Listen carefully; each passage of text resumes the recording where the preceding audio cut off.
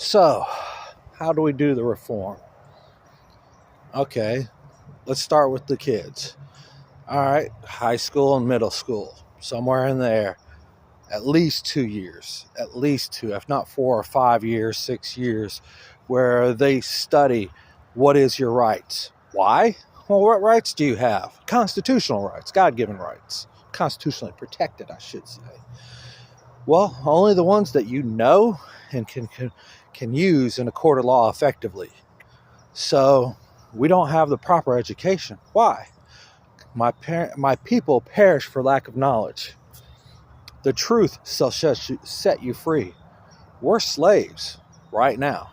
Every single natural born American who had their parents sign their birth certificate. I saw a thing about this about 10 years ago, 8 years ago, about when you sign the birth certificates, your kids are abandoned. You just abandoned them. The state adopted them. They became a ward of the state and property of the state. And that's why defects can come and take their kids away from you.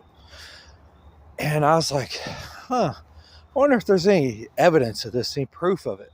I'm cooking dinner at night and I'm listening to the news, and boom, on TV here in Atlanta, Georgia, a guy had 4 kids.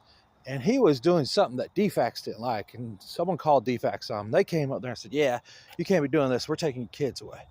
And they go, oh, we can only take 2 of your 4 kids away because you only had birth certificates on 2 of them. And I'm like, whoa, there it is. There's some proof. They said on TV. They didn't explain why, but they said it just like that. I'm like, that's crazy. And then, the whole child services thing, they got to take so many and do so much to keep getting funding, which that's wrong. I mean, there should be like minimum, maximum funding. And if you don't use all that money, that year just rolls over, and do something like a 10-year program. And if they don't use all the money up within 10 years, okay, we'll just put it back in the system, save it for something else, or invest it in America, or whatever. Just they can save it for a rainy day. But anyways, back to teaching the kids. It's so important that we learn this stuff, and the adults too. But like Rome, when they invaded a country, they would go to the schools and teach them for 2 generations. You're not Medes, you're not Persians, you're not this, that, other, you're Romans. And after 2 generations, everyone's Romans. It's in their mindset. That's who they are. It's part of education. Brainwashing. Do you know how to brainwash someone? Tell them the same lie over and over and over. Show them the same lie over and over and over. You've seen it. COVID. Wear a mask. Okay, if masks work, then why do we now have to wear 2 masks? 3 masks, I mean. They say, oh, it's the science. The science? Really? Because the science says viruses are 20 nanometers to 500 nanometers big. I believe the COVID virus was like 120 or 150 nanometers. One of the two. Well, how big are the holes in the mask? Oh, 2,000 to 5,000 nanometers.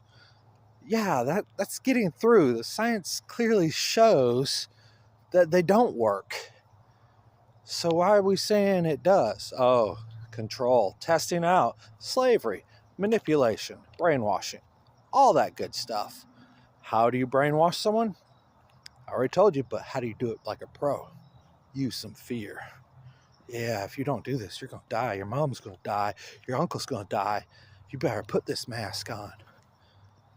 Oh my goodness. You just got to do it for 2 months, and then you can bring hard evidence proving that it doesn't work. They're still going to reject it. Look around. I bet you still see someone with a mask on from day to day in a car by themselves. Ridiculous. But anyways, we need change. We need real reform. We need real policies that will help people. I'll get more into that on my next video. Yeah, you'll like it. All right, peace out. Subscribe, like. That actually works apparently. for helping blow my channel up. And we need that so we can all be educated and have true reform. All right, bye.